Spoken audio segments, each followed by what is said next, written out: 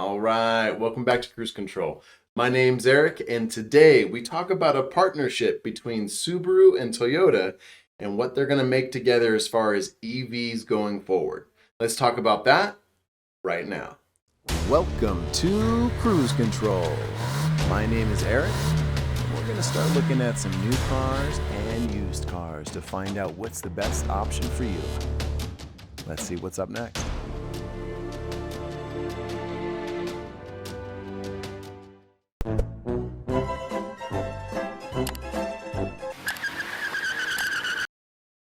All right, so for the very first series in this Toyota Subaru development, they're going to be coming out with some twins here, kind of like the Toyota Subaru twins with the BRZ and then the GR86. Those are internal combustion engine twins. Think of this EV as the same type of deal, only it's an SUV, but it's still a twin between the two companies. See, Toyota owns a 20% stake in Subaru.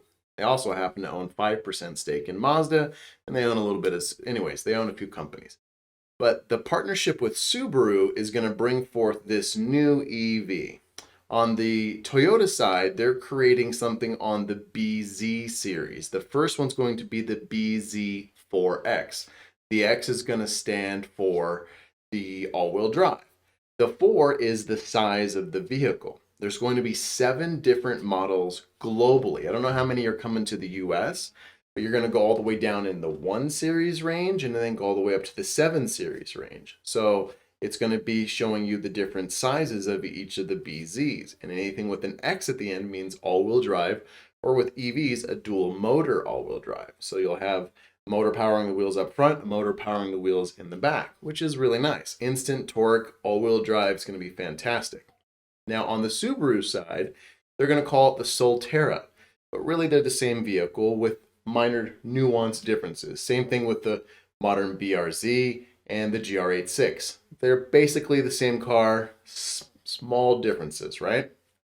So we don't have any kind of hardcore specs, but I will tell you some of the engineering that's going to go into this.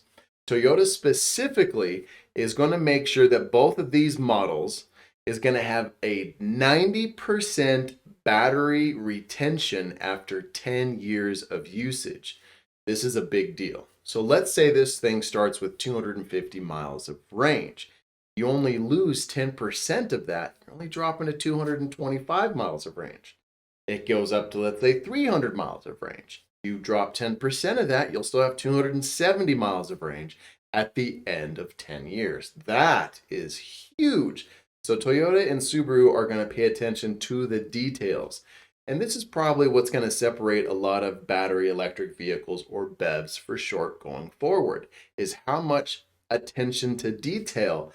I have something in my throat. Chevy, Bolt, fires. You know, so LG made the batteries for the Chevy Bolt. The Chevy Bolts are catching on fire. They're having to go back because they found out that the batteries they used, there was some supply issues and there was some problems with how they put stuff together. They cheaped out. Listen, Chevy and LG, they cheaped out and they didn't do their homework, and all of a sudden customers' cars are catching on fire. If this is what happens to your battery electric vehicles, it puts a bad image on you. So Toyota and Subaru are trying to plan ahead to make sure that kind of stuff does not happen. Now, is anybody perfect? No. Chevy Bolt is being recalled. They're replacing all of those batteries, but it still is going to take a hit. Now, are these the Ultium batteries that they're using going forward? No. So hopefully Chevy's learned their lesson. They've invested greatly going forward. In fact, Honda has even partnered with Chevy. So, Honda is going to be on Chevy's back and being like, hey, these new batteries, they're going to be in our new cars. They're not going to catch on fire, right? So I know that those companies are going to figure stuff out and they won't allow that kind of stuff to go forward. But development, that's going to be key. And right now it looks like Toyota and Subaru are very, very focused on making sure that us as the customer, we get 90% range after 10 years. I can't stress how important that's going to be.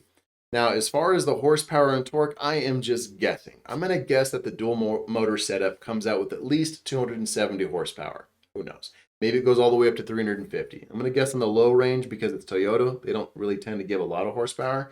So I'm going to say around 270, maybe 300.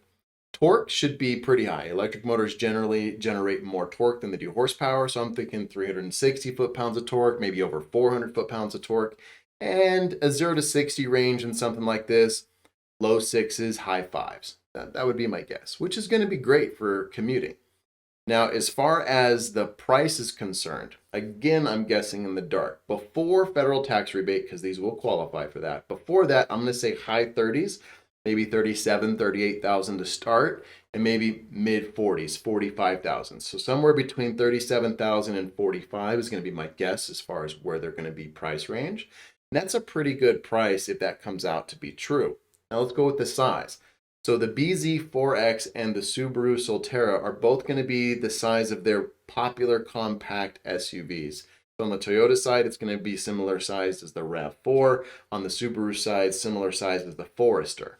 So really good size, not too small, not too large. It's going to be able to hit almost every category you want. Still be able to have good cargo space. People can fit in the back, but it's not too big and bulky. So I think it's going to hit a perfect size for people to come out. I think that's why Toyota and Subaru chose this particular model to come out first, because high volume seller. So the differences in styling between the two, we haven't fully seen the Subaru version yet, but really it's going to be very similar that you see here with the Toyota. So you can pick and choose whichever one you're going to want on styling. Again, they're going to be so close. I don't think that's going to matter too much. If you're a Toyota fan, get the Toyota. If you're a Subaru fan, get the Subaru. But I'm excited, again, that manufacturers are taking this seriously. Toyota's taking this so seriously that by 2025, they're going to have 15 different battery electric vehicles globally. So I don't know how many of those are going to be here in the United States, but 15. Look, 2022 is in 2 months. Okay, so we're talking in 3 years, they're going to make 15 battery electric vehicles. That is a fast, massive approach. Smart, because this is going to get them sales and this is going to help us as far as consumers. You guys want to get your homes ready. So if in the next 3 years you plan on buying a battery electric vehicle, this is some of the things you're going to want to invest in. Solar power. So if you live in an area that gets decent sun, you want solar power. Why? Because you don't want to pay to charge your vehicle on the grid. The benefit of having a battery electric vehicle is you can plug in it at home if you have solar power and not pay a dime to get it charged. Now, of course, if you're going to go to a charging station, a long distance drive, you have to pull over just like with a gas powered car. And you'll charge it up to about 80% because there's fast charging with almost every battery electric vehicle up to 80%. After 80%, it slows down dramatically. This is to preserve the battery. You don't want to wait that long.